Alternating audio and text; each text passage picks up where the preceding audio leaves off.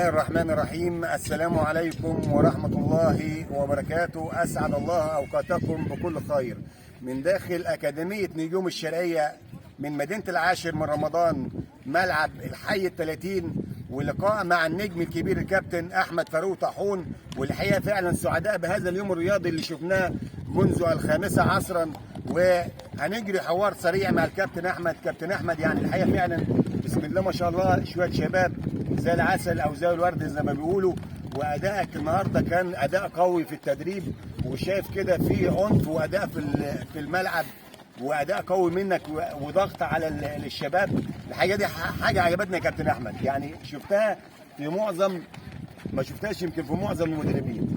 الحقيقة فعلا نبتدي بكلام حضرتك عن أكاديمية الكابتن أحمد فاروق، وتقول إيه للمشاهدين النهارده إن شاء الله.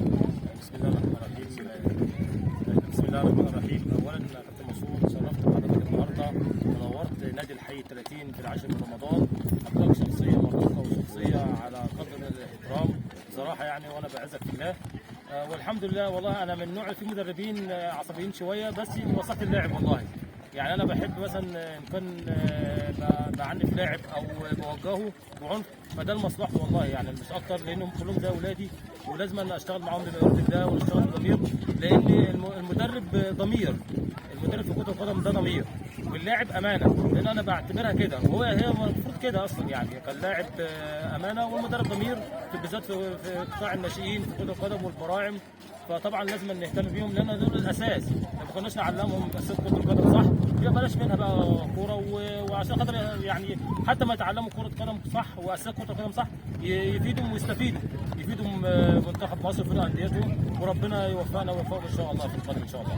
كابتن احمد يعني المشاهدين يعني عاوزين نعرفهم، هل في فرع تاني لاكاديميه نجوم الشرقيه داخل مدينه العاشر من رمضان؟ هو ان شاء الله يعني احنا ابتدينا في مركز شباب الشمس ان شاء الله، وباذن الله ان شاء الله هنبتدي فرع ثالث وبامر الله ان شاء الله قريبا، بامر الله هنبتدي نشتغل عليه. وكان الفرع الاولاني في انشاص الرمل مع الكابتن منصور الجنزوري والكابتن سعيد توبو بصراحه اخواتي، وكابتن اشرف عيد كابتن الشرقيه. الناس دي بدات معايا من الاول ومن البدايه، والناس دي محترمه، وهم حاليا دلوقتي ابتدوا يشتغلوا مع بعض مع نفسهم، يفتحوا اكاديميه اسمها ليفربول. الاكاديميه دي ناجحه بامانه.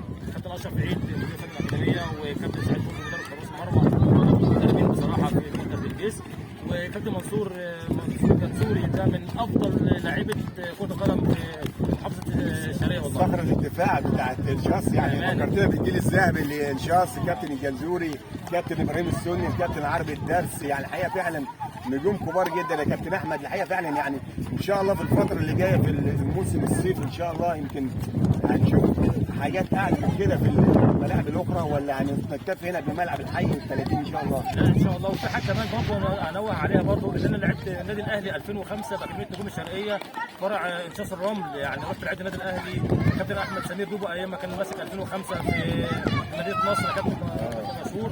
الحمد لله عملت سكور كويس معاهم، ولعبنا ماتش جامد قوي الحمد لله. وده افتخر ان اول اكاديميه في مصر تلاعب النادي الاهلي، اول اكاديميه الحمد لله في مصر تلاعب النادي الاهلي 2005. من ضمن اللعيبه اللي بتلعب دلوقتي حاليا احمد طارق سليمان حارس مرمى مصر المقاصه، الحمد لله لعبت ضده الاكاديميه بتاعتي. يوسف سيد معوض، ناس لعيبه كتير برضه، سيد عبد الحفيظ برضه. الناس ديت برضه الحمد لله لعبنا معاهم وعملنا ماتش ممتاز باكاديميه نجوم الشرقيه فرع انشاص. وان شاء الله يعني في لعيبه كويسه، وربنا يكرمنا ونطلع مواهب كويسه من العاشر من رمضان، والله المستعان باكاديميه نجوم الشرقيه ان شاء الله. يعني منتظر يا كابتن احمد ان شاء الله بعد فتره الامتحانات هيبقى في حضور من الشباب والناشئين اكتر من كده عشان الامتحانات. والله كابتن يعني برضه في حاجه برضه يعني بصراحه هنا في العاشر، معظم اولياء الامور يقول لك ايه، انا اجيب ابني في الصيف ما اجيبوش في الشتاء. لا، هي كره القدم ما فيهاش صيف وشتاء. يعني طول كره القدم بالذات في البراعم والناشئين والشباب دايما لاعب لازم يكون مستمر في التدريبات عشان يأهل نفسه بدنيا ونفسيا، وبالنسبه لحد ما يجي مثلا حوار معاه او يجي مثلا مدرب يتفرج عليه يبقى يكون جاهز مثلا على ارض الملعب، وربنا يوفقه ان شاء الله. يبقى رجله في الملعب يا كابتن، مش طبعا. يجي ينام طول الشتاء ويجي عاوز يتدرب في الصيف. صح يا كابتن. يعني بالتوفيق يا كابتن احمد. والحقيقه فعلا سعيد بهذا اليوم الرياضي التواجد داخل اكاديميه نجوم الشرقيه بالحي ال30 مع النجم الكبير الكابتن احمد فاروق طاحون نجم نادي الشرقيه. والحقيقه فعلا اداء عالي جدا في التدريبات، يعني زي ما قلت لحضراتكم بقالنا ساعتين في التدريبات وعامل شغل عالي جدا مع الولاد. وبالتوفيق يا كابتن احمد. وكلمه اخيره للمشاهدين من داخل ملعب الحي ال30 بمدينه العاشر من رمضان. والله انا بشكر جميع اولياء الامور في اكاديميه نجوم الشرقيه في فرع العاشر من رمضان بنادي الحي ال30. في ناس محترمه زي مثلا الاستاذ سيد ابو يوسف والاستاذ ابراهيم وبعض اولياء الامور كلهم وابو عبد الله واستاذ علي ابو احمد ابو يوسف. معظم اللعيبه كويسه، والاستاذ حسن ابن يوسف لسه جاي معاه قريب. الناس محترمه، وجميع لعيبه الاكاديميه كلهم شباب على قدر من الاحترام.